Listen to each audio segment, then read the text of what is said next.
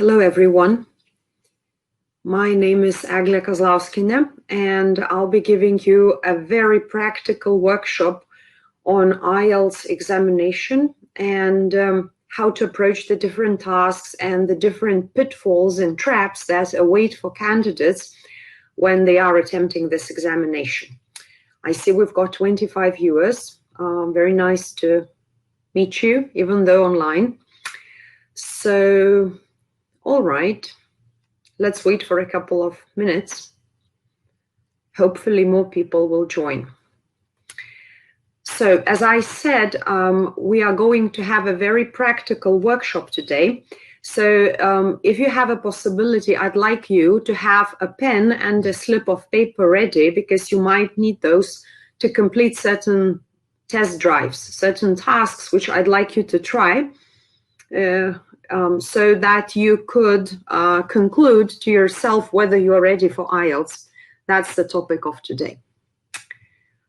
So, all right, so perhaps I'll start slowly. I have a question. I always use this question to start this webinar. And I'm really interested in whether you have ever taken IELTS or whether you have tried IELTS tasks in any format at school given by your teachers. So I'd like you to answer this question. Have you ever tried IELTS? Okay. Very interesting, because that might just give me the feeling of what's going on and how much information might be new to you. Okay. Good. We have people who have taken IELTS or have taken IELTS parts. And today I'm going to tell you about each part separately, and I'm going to give you some practical tasks with the most difficult assignments there. So my next question would be, if, you know, the parts of IELTS which you find the hardest. I think you have tried those. So if you have, let me know which parts you think were the hardest. Interesting. Good. Well, from what I see now, yeah. Okay, from what I see now as the results, this is the typical statistics. Writing task is usually the one that's dreaded most by most of the candidates, because you need some special preparation knowing the kinds of tasks. But I see that just as many people are actually worried about speaking, which you should not. So, okay, thank you very much for your results. That might give me very useful insights into what to tell you and what not. So I'll start my workshop in a minute. And just to remind you that you have the chat window open where you can send your questions as you go. And I will try to answer your questions during, well, at the end of my presentation, or at the time where I find it most convenient. So do not forget you have this chat option as well. Goody. All right. So let's start looking into things, all right, more specifically. So I'm going to show you some information about each of the parts, and we'll talk about each one separately. All right, so are you ready for IELTS?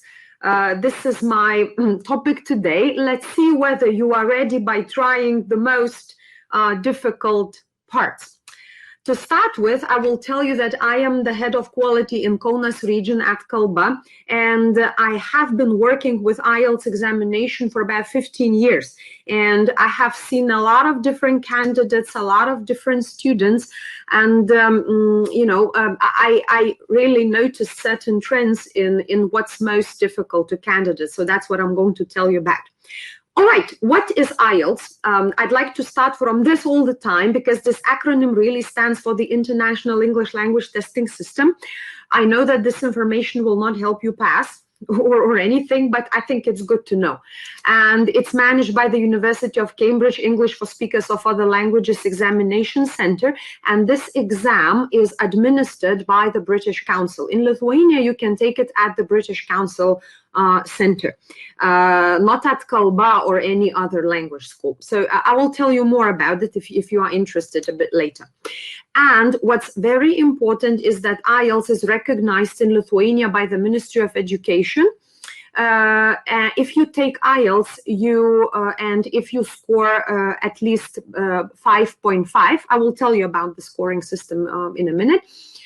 You can get exemption from national matura exams of English in Lithuania. So this is an additional benefit, which you might consider when you think whether to take IELTS or not. All right, very quickly, let's go through formal things. IELTS has you will have 4 papers to complete. So first of all, you'll have the listening paper. I will tell you about it in detail very soon. Then you will have to take the reading part. And the reading paper is different. There are 2 kinds of IELTS test. The academic IELTS is aimed at those people who need IELTS to study at universities, while general training is aimed at those who do not need IELTS for academic purposes, but for other, let's say, immigration or work permit, etc. So you will have the listening paper, the reading paper. Let's talk about academic reading today. And then you'll have the writing paper, where you will have to complete 2 tasks, and the speaking interview. The listening and the speaking paper is the same for both academic and general training modules, but the reading and the writing parts are different. So today I will focus on academic reading and academic writing, because most people need IELTS to study at universities. If you have a different story, let me know. I will give you information about that as well. All right. Let's now look into each part separately. And I want to show you, and I want to try with you some most difficult parts in each section. So listening, let's start from listening. I noticed when you gave your answers to which part you found the most difficult. So I think listening was not among those which people dread most. And rightly so, because listening is not really the most difficult part. The recording will be played for approximately 30 minutes. You will have to answer 40 questions, like filling in the gaps, matching sentence halves, choosing A, B, C, or D, multiple choice, etc., etc. And you will hear 4 conversations. They are called listening sections. The difficulty, or a challenge, I would say, lies in the fact that in IELTS, the recording is played once only, which means you will not hear the same piece twice. So you have to be very concentrated and very much ready. So why? Because IELTS tests how effective you are at communication in real life. And in real life, you never get to hear the same piece 2 times. So, and when you finish, when you finish the test, you will have to copy your answers from the question paper onto the answer sheet. And this copying moment is also very important, because every error that you make copying will bring you 0 points.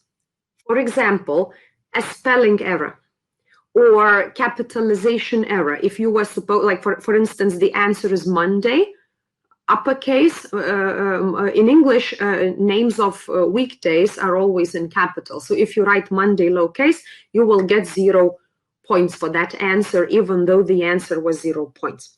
So bearing that in mind, that the recording is played once only, and you have 10 minutes to correctly transfer the answers, I want to give you a taster of listening section 1. So while I speak, please find a slip of paper and a pen, because you will need those to try the task, to be confident whether you are ready for IELTS or not. So get a piece of paper and a pen. Meanwhile, I will tell you where's the trap in this listening section. Listening section 1 is the easiest. It's always factual information. You will hear people talking about subscribing to the library or phoning in somewhere to register. So you'll get such things as names, email addresses, prices, days of the weeks and dates, etc., which might look really easy. But let's try a few excerpts. I will play a short extract, and I would like you to write those missing items which you can see in the PowerPoint. Okay, so I hope you are ready with your pens and slips of paper. Let's have number 1, address. Are you ready? I can't see your reaction, so let's go. 1. I live on Peržiūrėk Street. Could you spell that for me? Yes, that's Spurock Street. All right. Item 1. Did you get it right? Peržiūrėk Street. That's the correct answer. So in IELTS section 1, you will get a lot of spelling, so you must be good at that. And what is also important, did you write the word street in capital letter, like S, capital S? If not, your answer will score 0 points.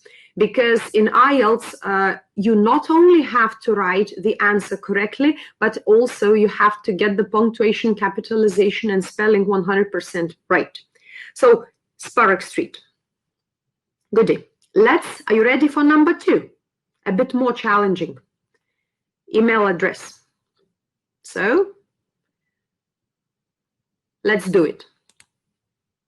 The email address is freshfood, that's all one word, at adders, spelled adders.co.uk.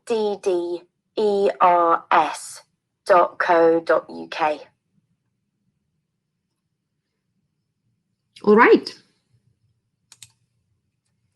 Did you get it right? In IELTS section 1, if you want to be successful, you also must be good at not only spelling, capitalization, punctuation, etc., but you also have to know how to read such symbols like at, used in emails, or underscore. What is underscore? What is colon? Dot. When do we say dot? When do we say point, etc., etc.? Because when you listen, and you only listen once, if you hesitate for a second, you might just lose it. So from my experience as a teacher, I'm coming back to you a bit. I just want to see you. So from my experience as a teacher, I know that candidates usually find this part really easy, but then when they get this listening section 1 with names, dates, and numbers, and then it's really, really difficult. So if you want to be ready for IELTS, you have to get those things right in the listening section 1. I see I have certain questions. Yes. It's hard to keep up with the pen. Yes, it's Paulus. I got a message from Paulus. Yeah, Paulus, really. So it's training. It's training, and you have to write very quickly. And so if you want to take IELTS and if you want to prepare on your own, you have to practice this skill. You have to practice working with the pen. Ostea, good job. Thanks for your emotions. Let's go on. Okay, I want to tell you now about let's talk about the next paper. Let's talk about okay, I just want to go fast. I will probably stop from this. Yeah. Let's talk about academic reading.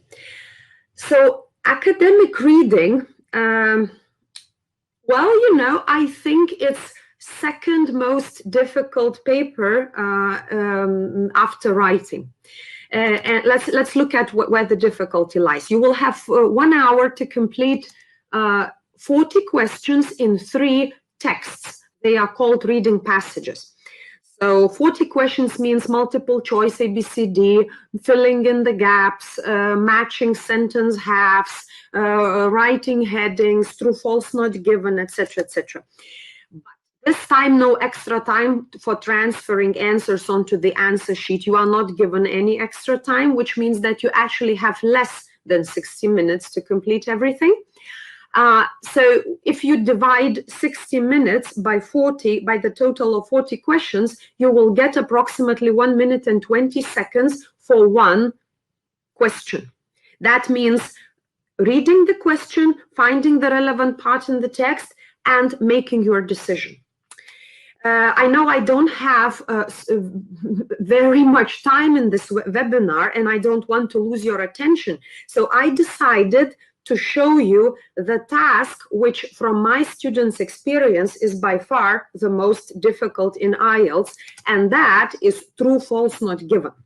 I think you have done this type of task before. And where is the difficulty? The difficulty very often lies in the logics. What is the difference between false and not given? When is the not given is the most difficult point. So before we engage with real IELTS tasks, I have one game for you, okay? This is just a game, all right? This is a very simplified basic example. Let's say the text in IELTS conveys this idea that, you know, some sort of people were young. And then you have a statement which you have to decide whether it is true according to the text, whether it is false, or whether it is not given. So let's practice. This is not real IELTS. This is just a game, all right? So probably you have decided correctly that young and in their 60s would be the opposite. And so the answer will be false. That should be the correct answer. Now look at this. The people were young. That's what the text says. And you have to decide if the statement about the people were healthy is true, false, or not given. And usually, I'll tell you what people think. They think, all right, so people were young, people were healthy. So is young equivalent to healthy? Well, if usually young people are healthy, old people are sick. So if you're young, you must be healthy. So the answer must be true. But this is a typical classical example of how not given is presented in IELTS. It's not given in the sense that they don't give information about people. They will give information, but the text gives information about the age of people. And the statement gives information about health, the state of health. Because if you are young, you can be healthy, or you may not. So this is the typical example of not given. And what do you think about this?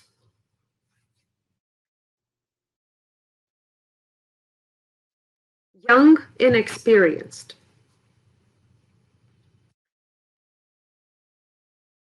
If you guessed it's another not given, you have guessed right.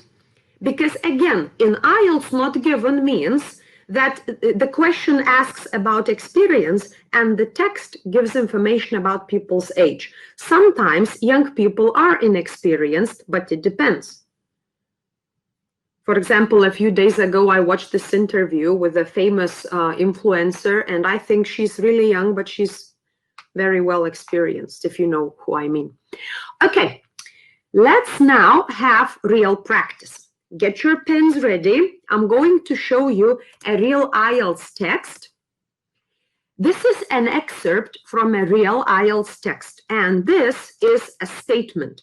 Now I'll give you half a minute to decide if the statement is true, according to the text, false, or not given, and we'll have voting. Okay? Take your time.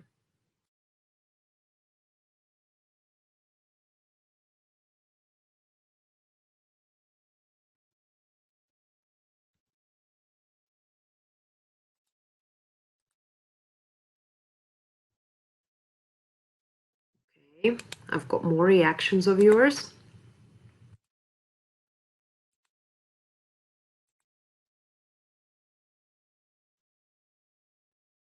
All right. Tell me what you think.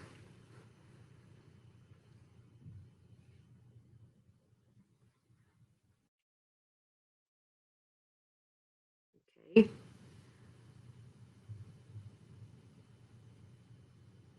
Interesting. Okay, I can see that you don't agree, like the answers vary. Cool.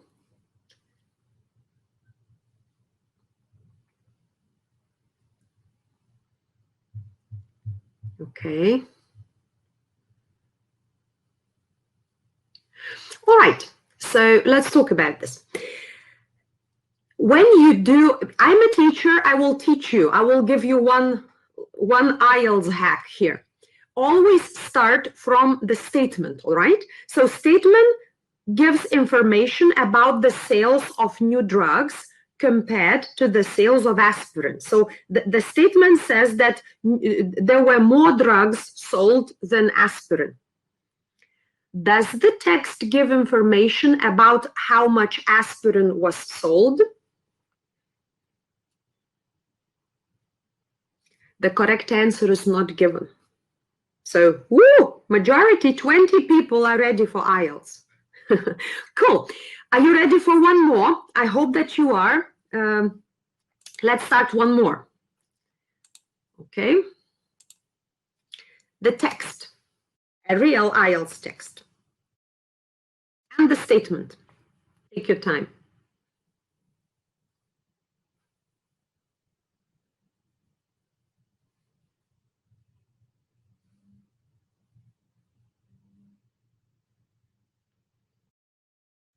Okay. Let's have some voting.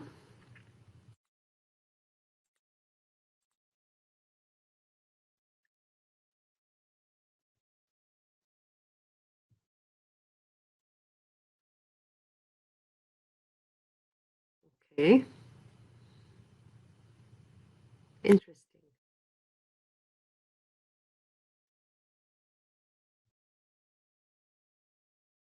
Okay.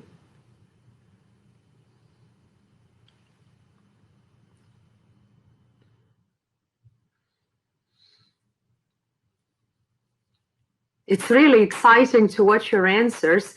I'm like a kid here.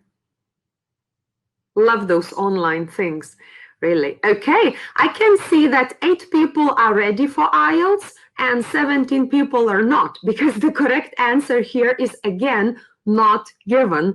So because the question, again, let's start from the question. The question, the statement asks whether Tongue citizens were encouraged to lead a healthy lifestyle. And what does it mean? They were encouraged to eat healthy, maybe they were encouraged to exercise. What does the text say?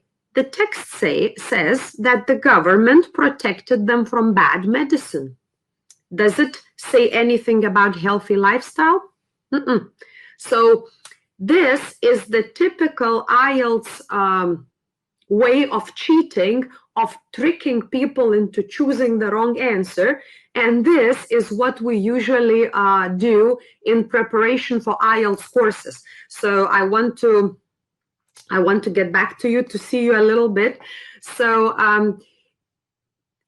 the problem with IELTS reading mostly is not that you don't understand the text.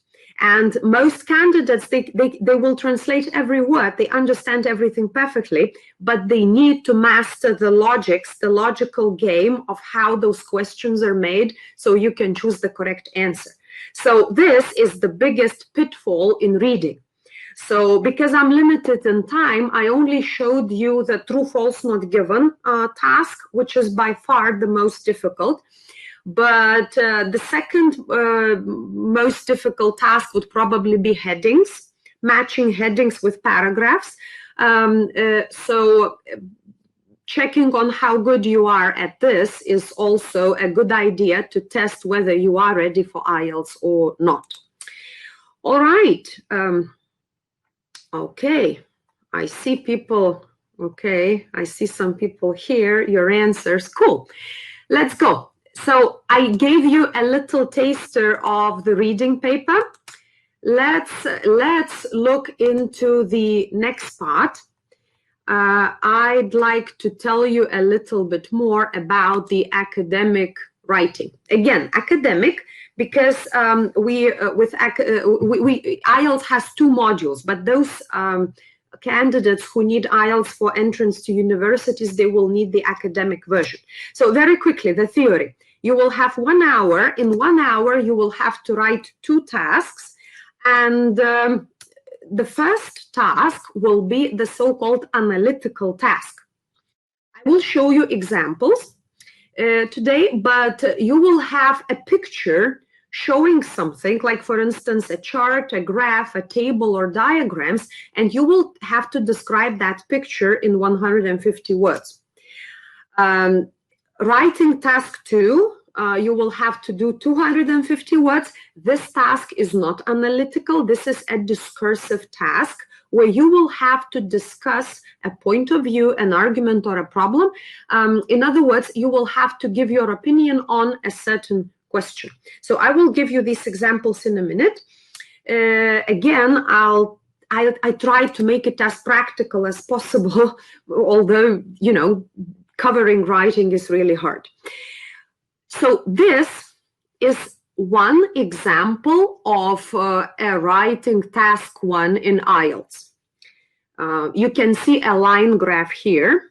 I'll give you time to look at it more carefully, to read everything. All right. And I'll tell you a story while you are looking at this. So I remember when I took IELTS back in 2001 myself, like 19 years ago. And I had already had the master's degree in English philology, and I really did not prepare for the test, and there I went. And when I saw this task, when I opened the question paper, I was shocked. Actually, I froze. It took me 20 minutes to understand what was I supposed to do there, what was I supposed to write, and I still wasn't quite sure. So what I'm saying is that a very important skill in IELTS writing task 1 is understanding graphs and charts and other statistics. What I mean is you have to be able to distinguish 3 things. You need to quickly find the category. The category is that thing which the graph is describing. So in this case, the category is fast food consumption. Secondly, so, okay, you've got the consumption of pizza, consumption of fish and chips, consumption of hamburgers. The next thing, you need to quickly orientate what is the comparison criterion. Sometimes there can be a few. So in this case, it's time.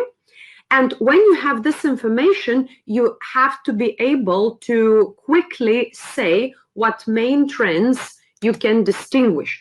So I don't know if you can see that because, okay, maybe I'll do this like this. So here in this graph, there is a sharp rise in the demand for 2 kinds of fast food, that's pizza and hamburgers, and a corresponding fall in the demand of fish and chips. So when you have this, if you can quickly, like in less than 5 minutes, find this information, you are good to go because anything else can be learned. But the tasks can be very hard sometimes. Look at this chart. And we'll try to do the same.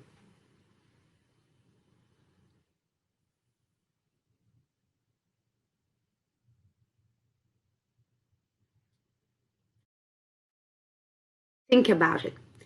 What is the category here? The category is that thing, you know, blue bars and red bars, they are rising, they are falling. What is that thing called, that's under blue bar, so that's a category. Then how will you compare the bars? According to what comparison criteria? And then you can see the trends. So I hope you have your basic ideas. So the category here is the number of people in full-time and part-time education. We can see the numbers of males in full-time education and part-time education, numbers of females. You can compare those numbers by 3 types of comparison criteria. So first of all, you can compare men and women, or males and females, the gender. Then you will have to conclude about the time, and you will have to compare the type of education.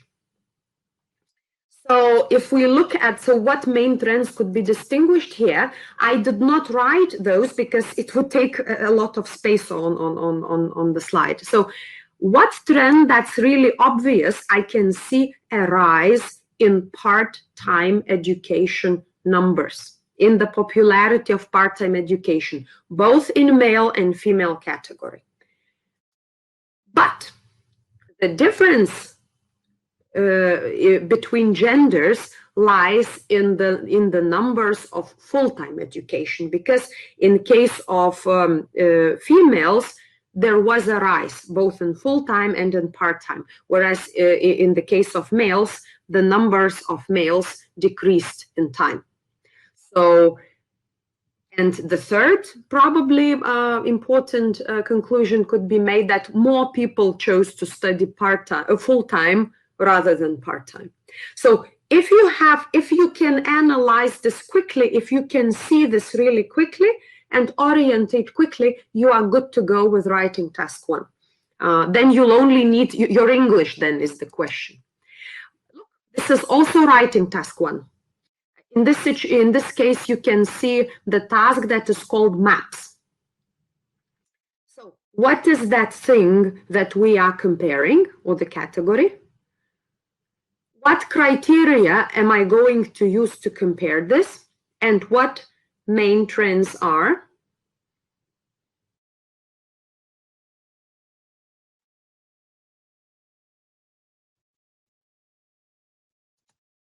We are comparing Frenton.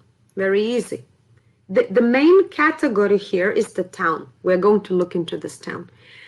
And the 2 main things we are going to compare would be facilities and amenities, like, you know, green areas, accommodation, shopping facilities, hospital facilities, and time. So we have to conclude what really happened in time. And the main trend here, if you just say, you know, the hospital got bigger and individual houses were replaced with blocks of flats and green areas shrunk, that wouldn't be enough because it's not the main conclusion. So the main conclusion here is that Frenton became more urban. It gained more features of a real town rather than being a small village, most probably. So urbanization is the main trend here. Okay, so I'm just checking if you are still with me and if I have your reactions here. Okay, so okay. Good. Tell me you are scared of writing task 1, or maybe not, because, so again, I want to emphasize that it's orientation when you see the visual information is half of your success in IELTS writing. If you spend too much time orientating, that's already a serious signal to consider preparation for IELTS. If you can see trends quickly, that's a good sign, and then you will only need to work or on your English itself, on vocabulary, on things. Daniela, thank you for your question. It does not matter if you use British or American English, not at all. The only thing that matters is that you are consistent. In IELTS, you can choose all varieties of English, that's like Australian English, even if you like, but you have to be consistent. You can't, one word British English, the other word American. You should be consistent. Yes, and Amina, don't be scared. It's a skill you can practice. My job is to make you scared and then say, okay, look, everything is solved easily, but it really is. It's something like, I always tell my students, it's like driving license. It's like preparation for driving license test. You do the tests over and over and over until you gain the skill and confidence. Writing, if you cannot think fast, you have to practice. You have to look through very many different things, and this is how you practice. You develop this ability to think quickly. To scare you even more, I have one more example of writing task 1. This is also writing task 1. You not only get graphs, charts, tables, maps, but you can also get a picture showing how something works. This is what we call process. So here, the category will be the process. So what really is shown here? The diagram shows the process of, and that's the category. Then you have to find the stages here. And when you have a diagram that shows a process, you have to conclude, you have to be able to draw a quick conclusion. So like, how does it work really? How is this made? So I'll give you time to look. Of course, I have my answers ready.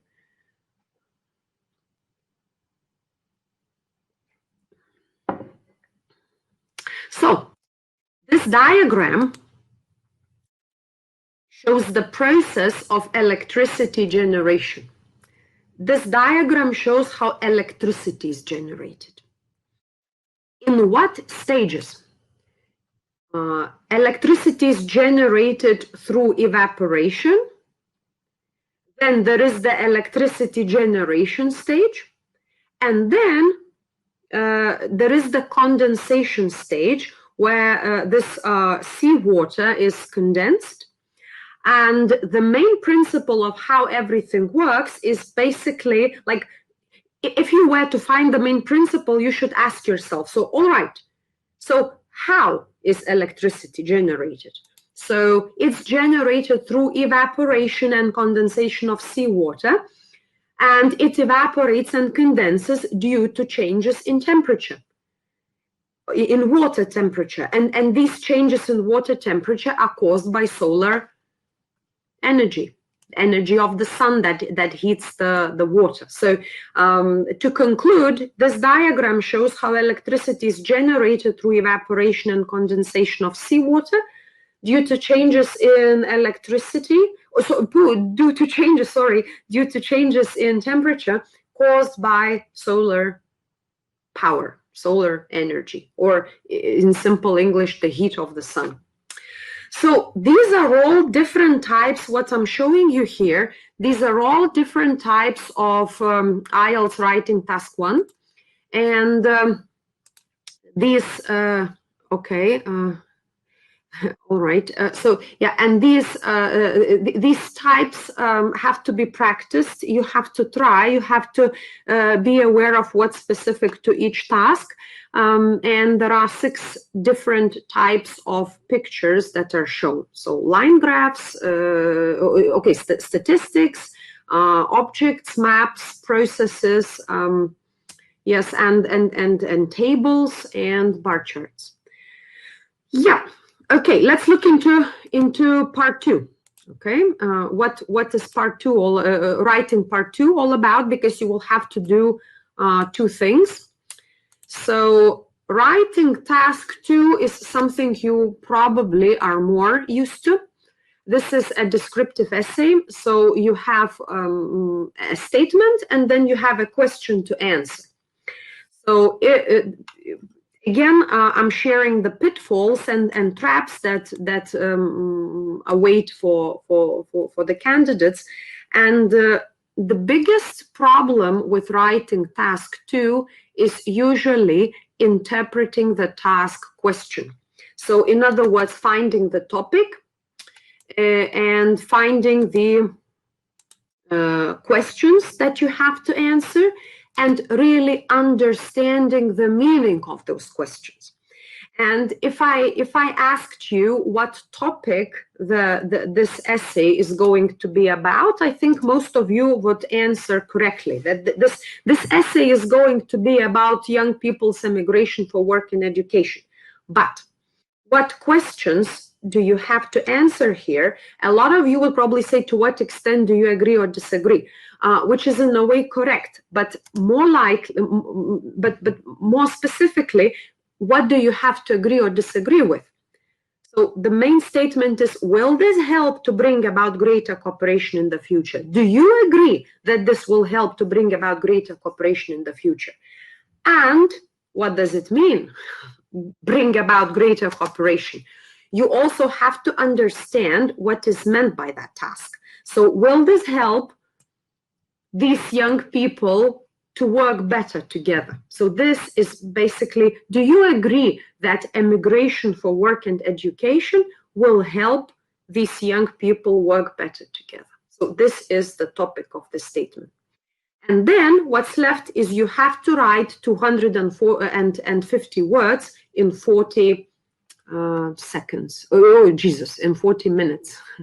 Okay, I just wanted to scare you even more. So 40 minutes. Right, so this is writing task 2. So as I mentioned, you have in IELTS, you will have 2 tasks. You will have writing task 1 and writing task 2. This will take 1 hour, and in 1 hour, you will have to complete both tasks. All right. I don't have enough time to go deeper into this, so the last part is left. When I asked you which part you thought was the hardest, some of you marked speaking as such part. So today, to give you information about speaking, I chose to show the most common errors. So, oh, sorry, yeah, I have already done this one. Okay, speaking. Let's do the speaking thing. Speaking is administered in the form of interview. It will be just you and examiner and the tape recorder. This will be recorded. So an oral interview between the candidate and the examiner. And this interview will consist of 3 parts. First, examiner will ask you some personal questions, like where are you from? What's your favorite something? What do you like? What do you dislike? Then you will be given a card to give a monologue. There will be a question on the card. You will have time to prepare, and then you'll have to answer that question. And the third part, you will be asked additional questions, discussion kind of questions following from that monologue. All right, to make the long story short, I will tell you my experience from IELTS speaking examinations and the 3 main errors which the candidates make. So I have 3 videos which are supposed to be funny. I tried really hard, so don't be cruel on me. I tried to role play those errors. Let's watch the video. And you'll tell me what kind of error do you think the candidate is making here. All right? So let's watch the video. Where are you from? I'm from Kaunas, which is the 2nd largest city in Lithuania and the former capital. Kaunas is situated on the confluence of the Nemunas and the Neris, the 2 greatest rivers in Lithuania. Kaunas covers the area of 157 square kilometers, and it has a population of 300,000 citizens. Okay, this is what not to do in IELTS. And I think you have your own versions. What's wrong? Where are you from? Yeah. The error here is the answer is rehearsed. The answer is prepared. The answer is learned in advance. Do not do that in IELTS. Do not speak as if you have already learned the answer. Even if you have, pretend you haven't. Use pauses, like, okay, the funny moment that froze. Use pauses, use discourse markers to sound as natural as possible. So one take home tip would be to sound as natural as possible, avoid rehearsed situations. Let's look at error number 2. Let's talk about food and drink. What is the most popular drink in your country? Water. And what do people drink on special occasions? Hot water. Okay, so what's the problem here? I think you might have guessed already. Another error which you should avoid would be to speak too little, to give what examiners call unrateable sample. What I mean is that, let's say your English might be really super good, but if you do not give an answer that is long enough, examiner will not be able to rate you. How long should your answer be? I cannot answer that question. It should be, naturally long. You should be showing willingness to speak. So sometimes the answer can be longer, sometimes it can be shorter, but avoid like 1 or 2 word, 1 sentence answers. Try answering in longer chunks so that examiners can rate your English. Otherwise, they just cannot hear it. Okay, and the last error that's very typical. Let's talk about clothes. Do you like shopping for clothes? I always wear casual clothes like jeans, t-shirts, and jackets. I don't like wearing formal clothes. Would you rather have more clothes or only a few better quality ones? I always wear jeans, and it's okay. Okay. Do you get the problem? The problem is the answer is off topic. Examiner asked about shopping for clothes, while the candidate provided the answer about the clothes she likes wearing. So the answer is off topic, and this answer, like examiner will try asking you again, but if you fail to answer the right question, they will just move on to the next. So these are the 3 main errors that the candidates make during the interview. And to those people who are slightly anxious about their interviews, I could just tell you that you shouldn't be worried about speaking. Be as natural as possible and try answering questions as truly as possible, so you don't have to invent anything. And then the more your interview will look like a real conversation, the better. I will answer some questions. How much time we will have to prepare for the monologue?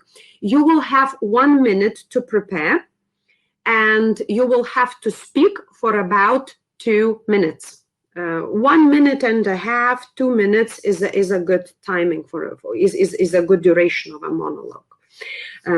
Yeah, Auguste, I hope I have answered your question. Yeah, it was too fast, and not only was it too fast, but it was unnaturally too fast. It was as if it was rehearsed.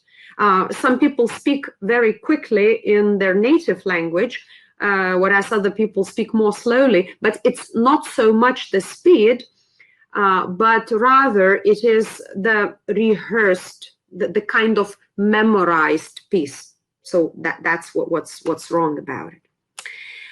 All right, okay, so we've looked quickly through all 4 parts. I hope my aim was to give you like a taster of each part, and I hope I have given you this. Now I want to talk about IELTS band scores. So IELTS band scores, IELTS, for each part, you will get a score from 0 to 9. A score in listening, a score in reading, a score in writing, and then you will get the overall score. And very often people ask me, okay, so is it difficult? Let's say I need score 6. Is it difficult to get 6? How difficult is it to get 7? And I decided to give you examples with vocabulary. There are very many different IELTS criteria, but vocabulary will probably signify the difference in the scores. And I found this meme. I hope you understand the idea behind it. A lot of people think that in IELTS you should speak academic English, academic serious English, which is not true. Not always, because if you speak like this, you and I no longer engage in verbal confabulations. This is not natural. This is not typical to the kind of situation. So you would not get a higher band score if your vocabulary is like this. So I chose to give you examples with how does a band 5 user typically speak, how band 6 user typically speaks, and a band 7 user typically speaks. So a modest user will use a lot of baby English. Will say, well, for instance, smoking is bad, is a very bad thing. I don't like smoking. It's not nice. It doesn't smell nice. If you know a speaker whose band is around 6 will be a little bit more competent in choosing vocabulary. So they will say, smoking is a harmful habit. It's really disgusting. The smell puts me off. And a good user will be so good as to have enough specific language for specific situations. For instance, they might say addiction to tobacco might affect one's health adversely, and it can even lead to a number of lethal diseases such as respiratory cancer. But a good user is not the one who speaks like this all the time. For instance, your mom says, dear, are you hungry? And then you say, well, my digestive tract requires the consumption of carbohydrates and proteins, but most preferably carbohydrates. Your mom will go crazy if you speak like this. So a good user is the one who knows where, in which contexts, and how to use those words. So this is vocabulary is one example of how IELTS band scores are determined. So, or in other words, band 7 user is the one whose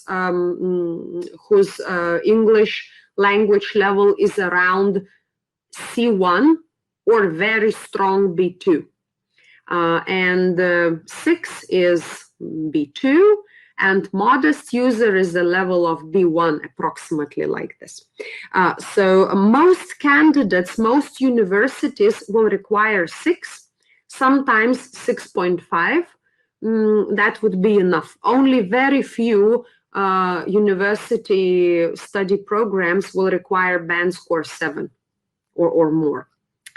And maybe this will give you a better idea of what those band scores represent, because this is the conversion table to Lithuanian English National Matura Exam scoring.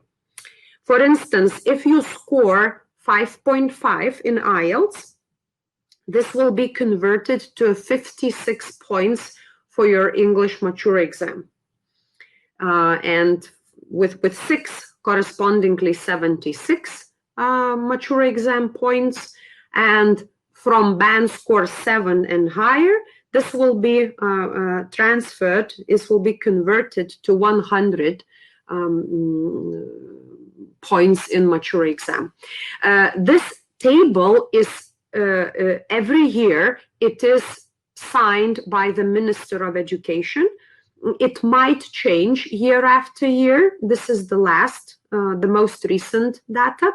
But if it changes, it really changes like by a few points, not really much. So the whole idea I was trying to sort of tell you today is that you can, if you fail to prepare for IELTS, then prepare to fail, if you get the pun. How you can prepare for IELTS, you can do that at home. You can download a lot of IELTS tasks. The internet has a lot of those.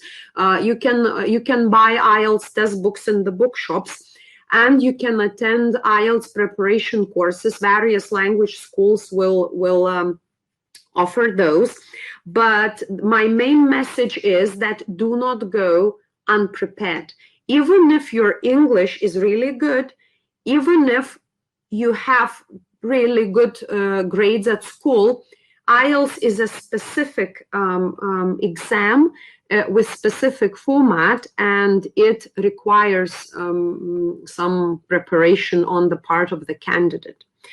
I hope I have helped you to decide a little bit whether you are ready or not, and we'll have some more time for your questions if you have those. So feel free to ask me. I have a question. Is getting 9 only possible for native speakers? I'm not sure. Probably yes, but not only native speakers, but educated native speakers. And again, it depends on which IELTS paper. I have seen people who scored 9 in listening, who scored 9 in reading. I have seen people who scored 8.5 in speaking, and they were not native speakers. But I haven't seen anybody who, like in my 15 years of teaching, anybody non-native who scored 9 in writing. So listening, reading, of course, perhaps even speaking, but writing, I haven't seen, I haven't had such a case. But that doesn't mean it can't be achieved. When is the deadline for taking the exam in order to present it to universities abroad? It will depend on your university, but I think you can do this by the end of the summer. It would be best to consult your university or your studies consultant if you want to, if you just want to be sure. Can you retake the IELTS exam? Sure. You can retake IELTS exam for as many times as you like. The only thing is that IELTS exam will cost like 200, more than 200 euros, 230 euros or something. So every time you retake, you will have to pay 200 something euros. And that's a nice pair of shoes, isn't it? So probably you should prepare, do not program yourself for retaking. But technically, yes, you can retake it as many times as you like. You can find the exam dates on British Council website. You should go to British Council Lithuania. If you Google for British Council Lithuania IELTS, the first link you will hit will be the link you need, which will give you the timetables of IELTS exams. I'm not sure about the situation with COVID, with the lockdown, but IELTS can be taken both in paper and online. Online schools. Yes, I do, Simas. Kalba is one of the schools that has online classes. After this webinar, you will see a link where you can go, at least in Kalba. I think a lot of language schools will have to do that, but Kalba has been doing this for a long time, for 2 years now. So we are kind of experienced here, but I think other schools will also provide that. Yes, because everybody is going online now. So yeah, and I think at Kalba you can also look at feedback and people's reviews of that course. You know, in our Facebook or any other place. All right, I can see no more questions here. I hope you had a good time. I really had. I thank you for your participation. Thank you for being active. And I hope I have helped you just a little bit to make up your minds whether you are ready or whether you want to train and prepare a little bit more. Thank you, Paulus. Thank you. All right. So this webinar is recorded and you can watch it afterwards as well. You will get the link after this webinar. And if you have any questions or any worries, you can find me at Kalba, and all our team will help you decide, will help you choose the best exam and the best preparation. Maria, thank you. So everybody, see you. Have a nice time learning online. Goodbye.